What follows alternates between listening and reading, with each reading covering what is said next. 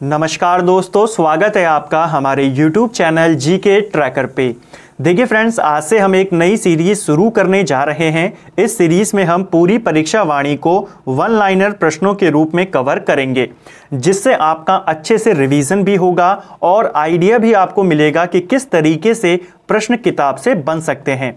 मैंने पूरी किताब के नोट्स को वन लाइनर के रूप में यहाँ पे बनाया है, जिससे आपको काफ़ी ज़्यादा मदद मिलेगी परीक्षा वाणी को पढ़ने में। क्योंकि जब हम किसी किताब को क्वेश्चन बेस्ड करके पढ़ते हैं, क्वेश्चन बनाकर पढ़ते हैं, तो उससे हमें ज़्यादा लाभ होता है। इस सीरीज के प्रत्येक वीडियो में हम 50 वन लाइनर्स को देखेंगे, अतिरिक्त तथ्यों के साथ देखेंगे और सीरियल वाइज देखेंगे, तो जिससे आपका परीक्षा वाणी का क्विक रिवीजन भी हो जाएगा वन लाइनर के फॉर्मेट में। तो चलिए फ्रेंड्स, इस वीडियो सीरीज को शुरू करते हैं। और अगर आप परीक्षा वाणी को चैप्टर वाइज पढ़ना चाहते हैं, डिटेल में पढ़ना चाहते हैं, तो उसकी सीरीज ऑलरेडी कंप्लीट हो चुकी है, आप प्लेलिस्ट में जाके देख सकते हैं। चलिए शुरू करेंगे। पहला प्रश्न है हमारा, उत्तराखंड राज्य विधेयक लोकसभा में कब पारित हुआ था? देखिए, उत्तराखंड राज्य विधेयक यानी कि जो उत्तर प्रदेश पुनर्गठन अधिनियम था, वो लोकसभा से पारित कब हुआ? 1 अगस्त 2000 को। ठीक है। राज्यसभा से कब पारित हुआ? 10 अगस्त 2000 को। और 28 अगस्त 2000 को उस समय के राष्ट्रपति KR नारायण ने उसके ऊपर हस्ताक्षर कर दिए। तीनों डेट्स इंपॉर्टेंट हैं। साथ में एक डेट और आपको याद रखनी है। देखिए, लोकसभा से पारित हो रहा है 1 अगस्त को। लोकसभा में पेश कब हुआ था? तो लोकसभा में यह आपका 27 अगस्त को पेश हुआ था। ठीक है, 27 जुलाई को लोकसभा में यह बिल पेश हुआ था। ठीक है, 27 जुलाई को लोकसभा में पेश हुआ था। चलिए, दूसरा प्रश्न है हमारा, उत्तराखंड राज्य का गठन कब हुआ था? देखिए, उत्तराखंड राज्य का गठन आप सभी जानते हैं, ये आपका 9 नवंबर 2000 को हुआ था। ठीक है। और जब इसका गठन हुआ तो ये उस समय भारत का 27वें राज्य के रूप में इसका गठन किया गया। वर्तमान में उत्तराखंड भारत का 26वां राज्य है। ठीक है। कौन से क्रम के रूप में गठित हुआ था? 27वें। वर्तमान में कौन सा है? 26वां है। ठीक है। चलिए, नेक्स्ट है, उत्तरांचल नाम बदलकर उत्तराखंड कब किया गया था? जब इसका गठन किया गया, नाम रखा गया था उत्तरांचल, तो उत्तराखंड नाम कब किया गया? 1 जनवरी 2007 से इसका नाम उत्तराखंड कर दिया गया। और यह क्वेश्चन भी पेपर में पूछा जाता है। ठीक है। अगला है हमारा, उत्तराखंड के प्रतीक चिन्हों का निर्धारण कब किया गया था? देखिए, उत्तराखंड के प्रतीक चिन्हों का निर्धारण वर्ष 2001 में किया गया था। ठीक है, तो ये भी आपको ध्यान रखना है, पूछा जाता है। नेक्स्ट है, उत्तराखंड का राजकीय पुष्प क्या है? तो उत्तराखंड का राजकीय पुष्प है ब्रह्म कमल। देखिए, अभी हमारा ये इस सीरीज का पहला पार्ट है, तो आपको थोड़े से बेसिक क्वेश्चन देखने को मिलेंगे, क्योंकि जो परीक्षा वाणी का पहला चैप्टर है वो आपका इन्हीं बेसिक टॉपिक के ऊपर है। जैसे जैसे ये सीरीज आपकी बढ़ेगी, आपकी जो पूरी परीक्षा वाणी है, पूरे जो परीक्षा वाणी के 22 चैप्टर हैं, 22 के 22 चैप्टर आपके वन लाइनर फॉर्मेट में कवर हो जाएंगे। और इससे आपको इसका क्विक रिवीजन करने में, जब भी आपको क्विक रिवीजन करना हो परीक्षा वाणी का, आप इससे रिवीजन कर सकेंगे। तो इस सीरीज को आपको अच्छे से फॉलो करना है। और इस सीरीज आप क्या बताते हैं, इस सीरीज के बारे में कैसा आपको लगता है, कमेंट करके जरूर बताना है, तभी हम इस सीरीज को आगे कंटिन्यू करेंगे, अगर ये आपको पसंद आता है। चलिए, तो उत्तराखंड का राजकीय पुष्प है ब्रह्म कमल। अगला प्रश्न है, ब्रह्म कमल किस ऊंचाई पर पाया जाता है? ब्रह्म कमल 4800 से लेकर 6000 मीटर की ऊंचाई पर पाया जाता है। ठीक है, इस ऊंचाई पर यह ब्रह्म कमल खिलता है। ठीक है। नेक्स्ट है हमारा, ब्रह्म कमल का वैज्ञानिक नाम क्या है? ब्रह्म कमल का वैज्ञानिक नाम है सोसूरिया अवेलेटा। पूछा जाता है, इंपॉर्टेंट है। ठीक है। ब्रह्म कमल किस कुल का पुष्प है? तो यह आपके एस्टेरेसी कुल का पुष्प है। ठीक है। ब्रह्म कमल के खिलने का समय क्या है? तो इसके खिलने का समय है जुलाई से सितंबर। और ब्रह्म कमल का जो पुष्प होता है उसका रंग कैसा होता है? तो ये आपके बैंगनी रंग का होता है। ठीक है। और अगर हम ब्रह्म कमल का जो फूल होता है उसकी ऊंचाई की बात करें तो 70 से 80 सेंटीमीटर इसकी कुल ऊंचाई होती है। तो ये आपको ध्यान में रखना है। नेक्स्ट है हमारा, उत्तराखंड में ब्रह्म कमल की कितनी प्रजाति पाई जाती है? तो उत्तराखंड में ब्रह्म कमल की 24 प्रजातियां पाई जाती हैं। पूरी दुनिया में इसकी 210 प्रजातियां पाई जाती हैं। दोनों आपको याद रखना है। ठीक है।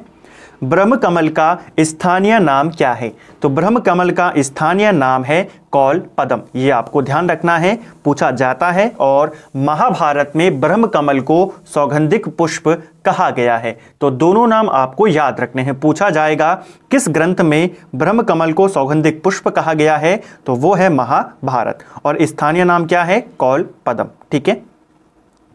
नेक्स्ट है हमारा उत्तराखंड का राज्य पक्षी कौन सा है? तो ये भी बेसिक क्वेश्चन है। उत्तराखंड का राज्य पक्षी है मोनाल। ठीक है।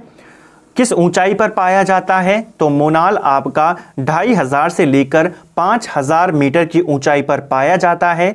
मोनाल का वैज्ञानिक नाम क्या है? प्रश्न बनता है। ठीक है। तो मोनाल का वैज्ञानिक नाम है लोफोफोरस इम्पीजेनेस। इंपॉर्टेंट है, ध्यान रखेंगे। मोनाल की उत्तराखंड में कितनी प्रजातियां पाई जाती हैं? तो उत्तराखंड में मोनाल की 4 प्रजातियां पाई जाती हैं। ठीक है। मोनाल को और किस अन्य नाम से जाना जाता है? तो मोनाल को हम हिमालय का मयूर भी कहते हैं, मनियाल भी कहते हैं, मोनाल भी कहते हैं। ठीक है। तो ये सभी नाम किसके हैं? आपको सीधा क्वेश्चन बनेगा, हिमालय का मयूर किसे कहते हैं? मोनाल को कहते हैं। ठीक है। मोनाल जो है ये मादा जाति होती है। ठीक है। और इसी की नर जाति को हम डफिया कहते हैं। तो ये भी इंपॉर्टेंट है। मोनाल क्या है? मादा है, और इसकी नर जाति को हम क्या कहते हैं? डफिया। मोनाल का प्रिय भोजन क्या होता है? तो मोनाल का प्रिय भोजन है आलू। तो ये आपको ध्यान रखना है। ठीक है। क्वेश्चन बनता है कि जो मोनाल है ये किसकी फसल को सर्वाधिक नुकसान पहुंचाती है? तो ये आलू की फसल को सबसे ज्यादा नुकसान पहुंचाती है। और आखिरी पॉइंट इस क्वेश्चन को लेकर कि यह नेपाल का राष्ट्रीय पक्षी भी है। तो नेपाल का राष्ट्रीय पक्षी भी मोनाल है, ये आपको ध्यान में रखना है। ठीक है। और देखिए फ्रेंड्स, यह जो हमारी सीरीज है ये परीक्षा वाणी के ऊपर बेस्ड है। और आप जानते हैं यूके एसएससी के अभी जितने भी फॉर्म यहाँ पे निकले हैं, चाहे वो पुलिस के हों, कांस्टेबल के हों, जो भी फॉर्म हो, वो सभी आपके नॉर्मल पैटर्न होता है एग्जाम का, उसी पर आने हैं। तो सभी एग्जामों के लिए ये सीरीज आपके लिए इंपॉर्टेंट है। ठीक है। तो यहाँ से आपके प्रश्न हर एग्जाम के अंदर जरूर बनेंगे, क्योंकि ये परीक्षा वाणी के ऊपर बेस्ड है। चलिए, नेक्स्ट है हमारा मोनाल की पूंछ का रंग कैसा होता है? मोनाल की पूंछ का रंग होता है हरा। पूछा जा सकता है। ठीक है। यूकेएसएससी ऐसे ही प्रश्न बना देता है। उत्तराखंड का राजकीय पशु क्या है? तो उत्तराखंड का राजकीय पशु है कस्तूरी मृग। आपको ध्यान रखना है। अगला प्रश्न है, कस्तूरी मृग का वैज्ञानिक नाम क्या होता है? तो कस्तूरी मृग जो कि उत्तराखंड का राज्य पशु है, इसका वैज्ञानिक नाम है मास्कस काइसोगास्टर। इंपॉर्टेंट है। यह आपके 3600 से लेकर 4000 मीटर की ऊंचाई पर पाया जाता है।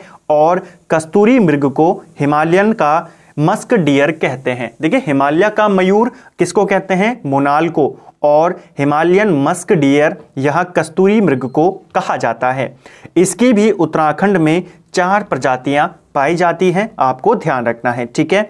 यह जो कस्तूरी मृग है यह किस रंग का होता है? तो ये आपके भूरे रंग का होता है, जिसके ऊपर काले पीले धब्बे होते हैं। ठीक है। आत्मरक्षा के लिए इसके पास 2 बड़े दांत होते हैं। जो कस्तूरी मृग होता है इसके आपके सींग नहीं होते हैं। ठीक है। तो आत्मरक्षा के लिए कस्तूरी मृग के पास क्या होते हैं? 2 दांत होते हैं, बड़े दांत। कस्तूरी मृग का प्रिय भोजन क्या होता है? तो कस्तूरी मृग को पसंद होता है केदार पाती। जिस प्रकार मोनाल को आलू पसंद है, कस्तूरी मृग को केदार पाती पसंद है। ठीक है। कस्तूरी मृग की औसत आयु कितनी होती है? तो लगभग 20 वर्ष इसकी औसत आयु होती है। ठीक है।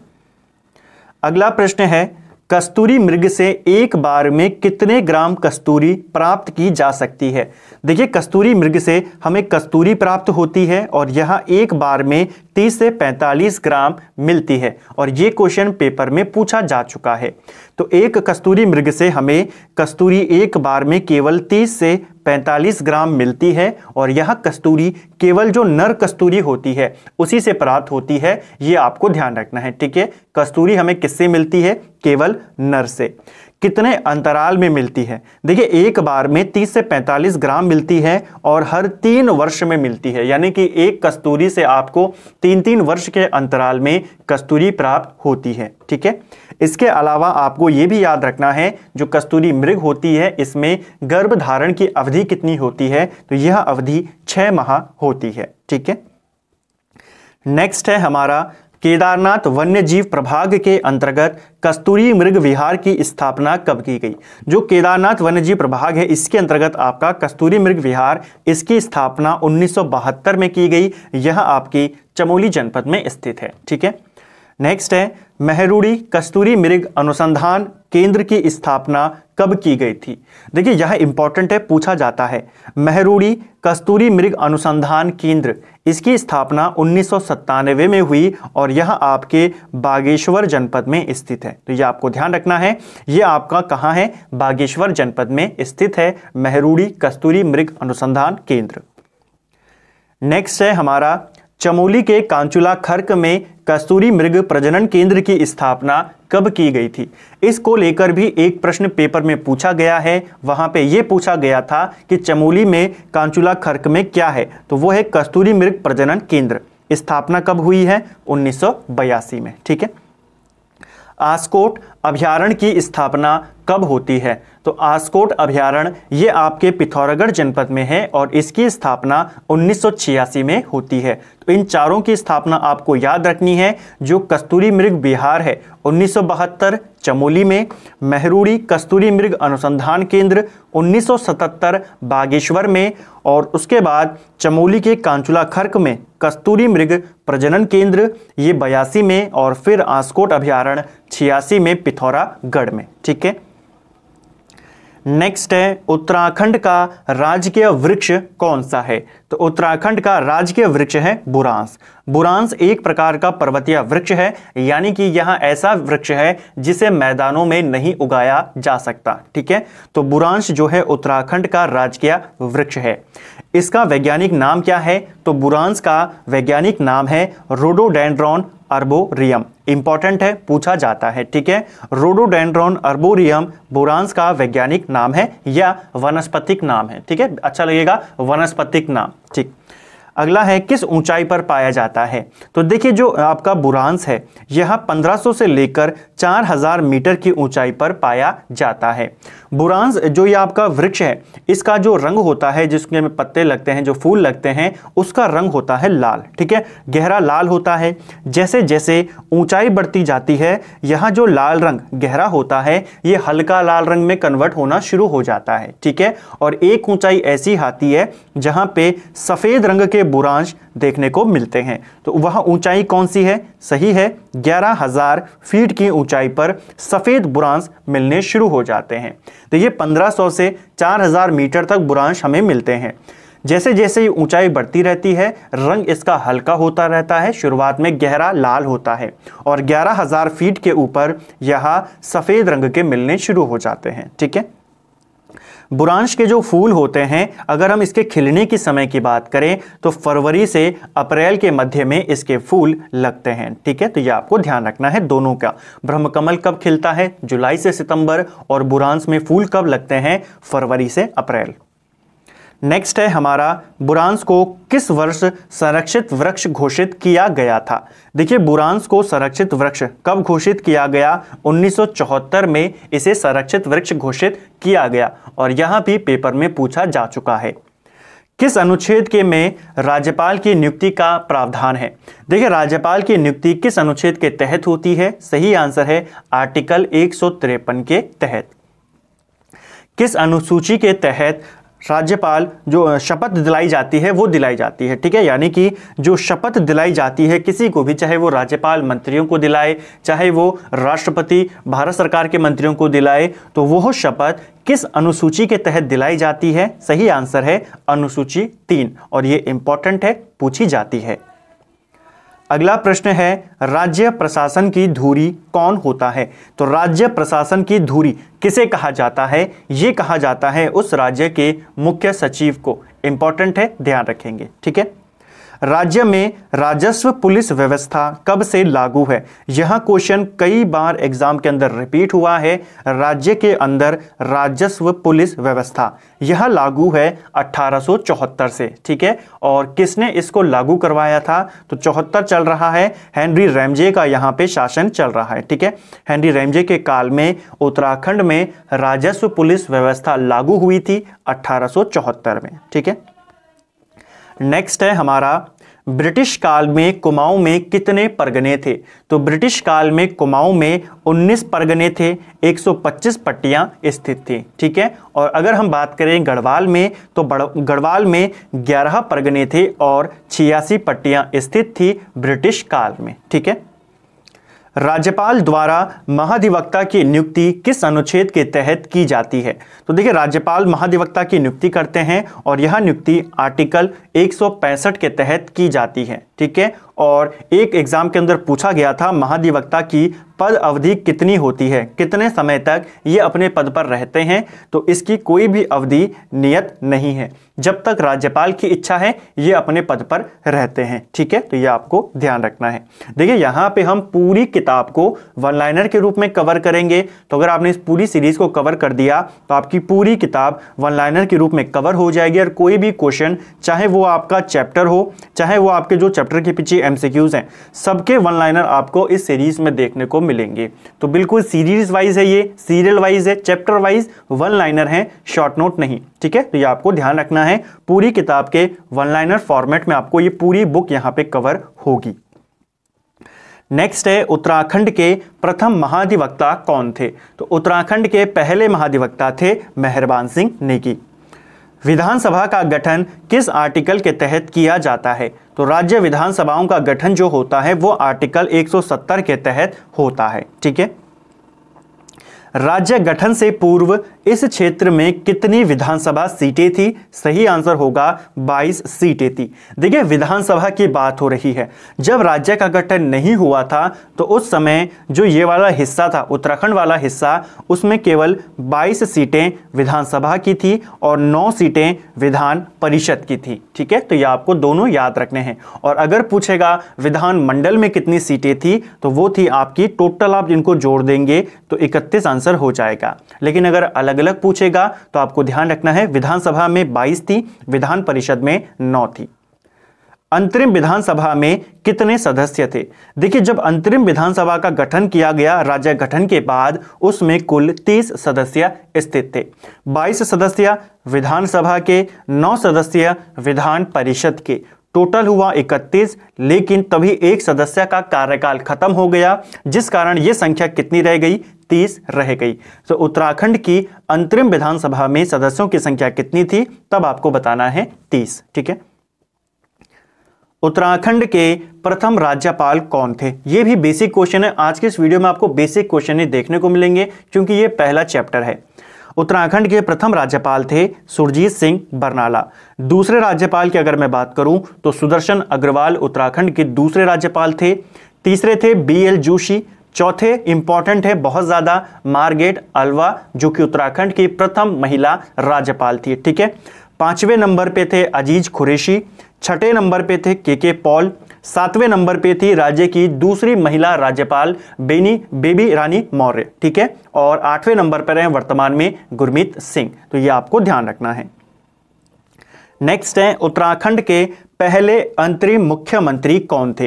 देखिए, उत्तराखंड के जो पहले अंतरिम मुख्यमंत्री बनाए गए थे वो नित्यानंद स्वामी थे, ठीक है। और दूसरे अंतिम मुख्यमंत्री भगत सिंह कोश्यारी थे। तो दोनों का नाम आपको याद रखना है। अगर पूछेगा प्रथम मुख्यमंत्री या प्रथम अंतरिम मुख्यमंत्री, तो दोनों में आप नित्यानंद स्वामी बताएंगे।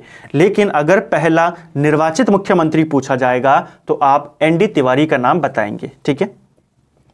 नेक्स्ट है, विधानसभा के अंतरिम अध्यक्ष कौन थे? विधानसभा के अंतरिम अध्यक्ष थे प्रकाश पंत, ठीक है। यह आपको ध्यान रखना है, अंतरिम अध्यक्ष प्रकाश पंत थे और प्रथम निर्वाचित अध्यक्ष यशपाल आर्य थे, ठीक है। पहला सत्र विधानसभा का कब शुरू हुआ? तो यह सत्र 9 जनवरी 2001 से शुरू किया गया था, ठीक है। उत्तराखंड के किस विधायक को प्रथम उत्कृष्ट विधायक पुरस्कार मिला था? तो उत्तराखंड के कौन से विधायक थे जिन्हें पहला उत्कृष्ट विधायक पुरस्कार दिया गया था? इनका नाम था प्रकाश पंत। 2008 में इन्हें उत्कृष्ट विधायक पुरस्कार दिया गया। ठीक है, 2009 का उत्कृष्ट विधायक पुरस्कार प्रीतम सिंह को दिया गया, 2010 में ज्योत सिंह गुंसोल को दिया गया, 2011 में अमृता रावत को, 2012 में मदन कौशिक को यह पुरस्कार दिया गया। ठीक है, और 2013 में यह इंद्रिया हरदेश को दिया गया था। तो ये नाम आपको याद रखने हैं। हाल ही में किसी एग्जाम के अंदर प्रकाश पंत का नाम पूछा गया था, तो आने वाले टाइम पे आपको पूछा जा सकता है मदन कौशिक जी को कब मिला, इंदिरा हरदेश जी को कब मिला, तो ये आपको ध्यान रखना है। ठीक है, चलिए नेक्स्ट है, विधानसभा के पहले निर्वाचित अध्यक्ष कौन थे? विधानसभा के पहले निर्वाचित अध्यक्ष थे यशपाल आर्य, जैसे हमने ऊपर अभी बात करी, और अंतरिम कौन थे? तो प्रकाश पंत। नेक्स्ट है, प्रथम विधानसभा चुनाव कब हुए थे? देखिए, पहले विधानसभा चुनाव उत्तराखंड में 14 फरवरी 2002 को हुए थे। ठीक है, तो यह आपको ध्यान रखना है, पूछा जा सकता है क्योंकि पहले चुनाव थे तो डेट सहित आपको याद रखनी है। दूसरे विधानसभा चुनाव की बात करें तो वो आपके 21 फरवरी 2007 को हुए थे। ठीक है, नेक्स्ट है, राज्य के प्रथम निर्वाचित मुख्यमंत्री। तो आ गया वही प्रश्न, पहले निर्वाचित मुख्यमंत्री कौन थे? नारायण दत्त तिवारी। और एनडी तिवारी एकमात्र ऐसे मुख्यमंत्री हैं अभी तक उत्तराखंड के जिन्होंने अपने पूरे 5 साल का कार्यकाल पूरा किया। इनके अलावा किसी ने भी अपने 5 साल पूरे नहीं किए। नेक्स्ट है, उत्तराखंड में 46 दिन का राष्ट्रपति शासन कब लगा था? देखिए, ये क्वेश्चन पेपर में पूछा जा चुका है और डेट सहित पूछा गया था। उत्तराखंड में पहली बार राष्ट्रपति शासन लगा था, ये 46 दिनों के लिए लगा था। और कब से लगा? 27 मार्च 2016 से लेकर 12 मई 2016 तक यह राष्ट्रपति शासन रहा था। क्वेश्चन बन सकता है, उत्तराखंड में पहली बार ये कब लगा राष्ट्रपति शासन? तो आप बताएंगे 27 मार्च 2016 को। नेक्स्ट है, उत्तराखंड में लोकसभा की कितनी सीटें हैं? देखिए, उत्तराखंड में लोकसभा की कुल 5 सीटें हैं, राज्यसभा की कुल 3 सीटें उत्तराखंड में स्थित हैं। तो ये आपको पूछी जा सकती हैं। लोकसभा की जो 5 सीटें हैं, इनमें से जो एक सीट है वो एससी कैटेगरी के लिए आरक्षित है, अल्मोड़ा लोकसभा सीट। ठीक है, तो ये भी पूछी जाती है। उत्तराखंड हाईकोर्ट की स्थापना किस अनुच्छेद के तहत की गई थी? देखिए, उत्तराखंड हाईकोर्ट की स्थापना आर्टिकल 214 के तहत की गई है। और ना सिर्फ उत्तराखंड हाईकोर्ट, देश में जितने भी राज्यों के अंदर उनके अपने हाईकोर्ट हैं, राज्य हाईकोर्ट हैं, उन सभी की स्थापना 214 के तहत की जाती है। ठीक है, सुप्रीम कोर्ट की स्थापना 124 के तहत होती है।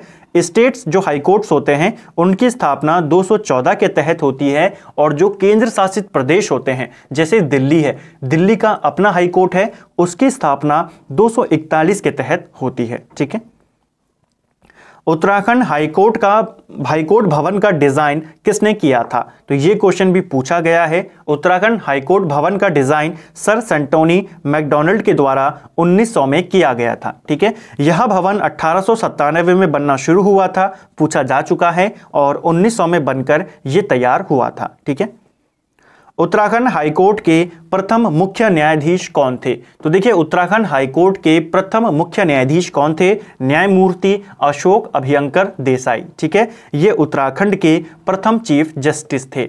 आपने कमेंट करके बताना है वर्तमान में जो चीफ जस्टिस हैं उत्तराखंड हाईकोर्ट के, नैनीताल हाईकोर्ट, उसके कौन है, आपने उनका नाम कमेंट करके बताना है। ठीक है, प्रथम रजिस्ट्रार की बात करें तो हाईकोर्ट के पहले रजिस्ट्रार का नाम भी एग्जाम में पूछा जाता है, जीसीएम रावत उनका नाम था। नेक्स्ट है, किस अनुच्छेद के अंतर्गत उच्च न्यायालय को राज्यों के अन्य न्यायालयों के अधीक्षण का अधिकार है? देखिए, ये इंपॉर्टेंट क्वेश्चन है और इसका आंसर आपको याद रखना है क्योंकि किताब में इसका आंसर गलत दिया गया है। इसका जो आंसर है वो है आर्टिकल 227। ठीक है, आर्टिकल 227 ये कहता है कि राज्यों के जो हाईकोर्ट हैं वो राज्य के अंदर जितने भी अन्य न्यायालय हैं, जितने भी अन्य जो न्याय अधिकारी हैं उनका अधीक्षण कर सकते हैं। ये कहता है आर्टिकल 227। किताब में इसे 127 कहा गया है जो कि गलत है, 227 इसका सही आंसर होगा। नेक्स्ट है, मुकदमों के शीघ्र निपटारे हेतु 45 फास्ट ट्रैक कोर्ट, जिनको हम त्वरित न्यायालय कहते हैं, इनका गठन कब किया गया था? तो राज्य में 45 फास्ट ट्रैक कोर्ट, इनकी स्थापना कब की गई? तो अप्रैल 2001 में इनकी स्थापना यहां पे की गई थी। ठीक है, नेक्स्ट है पंचायती राज व्यवस्था को त्रिस्तरीय किस वर्ष किया गया था? देखिए, पंचायती राज व्यवस्था को त्रिस्तरीय 1961 में बलवंत राय मेहता समिति की सिफारिशों पर किया गया था। पंचायती राज सिस्टम के ऊपर ऑलरेडी मैं 2 वीडियो बना चुका हूं। आप अगर इसको डिटेल में पढ़ना चाहते हैं, पूरे ढांचों के बारे में पढ़ना चाहते हैं, विकास के बारे में पढ़ना चाहते हैं पूरा कि कैसे इसका विकास हुआ, आप प्लेलिस्ट में जाके टॉपिक वाइज सीरीज में या रिवीजन सीरीज में आप उसको देख सकते हैं। ठीक है, पंचायती राज व्यवस्था, यहां से बहुत सारे प्रश्न उत्तराखंड के एग्जाम में बनते हैं। नेक्स्ट है ग्राम सभा की स्थापना किसके द्वारा की जाती है? ग्राम सभा की स्थापना राज्य सरकार के द्वारा की जाती है। ठीक है, पंचायती राज को संवैधानिक दर्जा कब दिया गया था? देखिए, पंचायती राज को संवैधानिक दर्जा 24 अप्रैल 1993 में दिया गया था। ठीक है, 73वां संविधान संशोधन था, उसके माध्यम से जो पंचायती राज है इन्हें संवैधानिक दर्जा दिया गया। अगर हम नगर निकायों की बात करें तो नगर निकायों के लिए 74वां संविधान संशोधन किया गया था, आप जानते हैं, और जो नगर निकाय हैं इनको संवैधानिक दर्जा 1 जून 1993 से दिया गया था। ठीक है, तो दोनों आपको याद रखने हैं। और आज का अंतिम प्रश्न है, पंचायती राज में महिलाओं के लिए कितना प्रतिशत आरक्षण है? तो देखिए, पहले उत्तराखंड में पंचायती राज में महिलाओं के लिए 33% आरक्षण था, लेकिन 2008 में यह आरक्षण 50% कर दिया गया। तो ये आपको ध्यान रखना है, कितना फीसदी आरक्षण है महिलाओं के लिए? पंचायती राज में 50% आरक्षण है। ठीक है, तो फ्रेंड्स, ये था हमारा परीक्षावाणी रिवीजन सीरीज का पहला भाग, हमने यहाँ पे कवर करा और 50 वन लाइनर को अतिरिक्त तथ्यों के साथ चीज़ों को समझते हुए हमने यहाँ पर देखा। वीडियो आपको कैसी लगी, सीरीज आपको कैसा लगा, कमेंट करके ज़रूर बताएं। और ऐसे ही हम इस पूरी सीरीज के अंदर हर वीडियो में 50-50 क्वेश्चनों को करेंगे, क्योंकि ज़्यादा बड़ी अगर वीडियो होती है तो वो बोरिंग हो जाती है। हालांकि जल्दी ही एक मास्टर वीडियो भी आएगा आपका, जिससे आपका सब कुछ एक वीडियो के अंदर कवर हो जाए।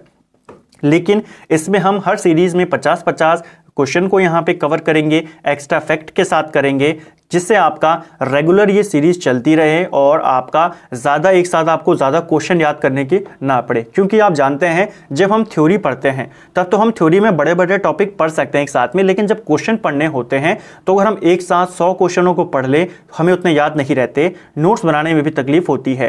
तो आप साथ साथ में नोट्स बनाते रहें और यकीन मानिए आपकी जो पूरी परीक्षा वाणी है उसमें बहुत सारे चैप्टर ऐसे हैं जहाँ पर आपको समझ में नहीं आता कि नोट्स किस तरीके से बनाए जाएँ, किस तरीके से उस चैप्टर को पढ़ा जाए। बहुत सारे जो शुरुआत करते हैं परीक्षा वाणी को पढ़ने की, उनकी ये शिकायतें होती हैं।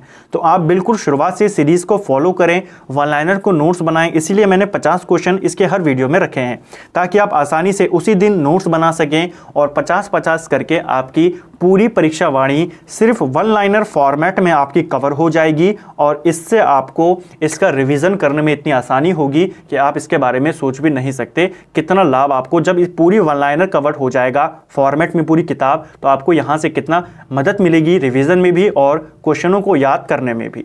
उम्मीद करता हूँ आपको ये वीडियो पसंद आया होगा। अगर आपको ये वीडियो अच्छा लगा है, सीरीज अगर आपको पसंद आई है, तो कमेंट करके ज़रूर बताएं और साथ ही अपने दोस्तों के साथ शेयर करें। और अगर आपने अभी तक चैनल को सब्सक्राइब नहीं किया है तो चैनल को सब्सक्राइब करें और बेल आइकन को ज़रूर प्रेस करें, ताकि जैसे ही कोई वीडियो आता है आपको उसका नोटिफिकेशन मिल सके। और साथ ही हमारी 2 सीरीज अब साथ में चलेंगी, एक आपकी परीक्षावाणी रिवीजन सीरीज और एक आपका एनसीईआरटी की ज्योग्राफी की सीरीज हम बहुत जल्दी शुरू करने वाले हैं। तो ये दोनों सीरीज आपकी साथ में चलेंगी।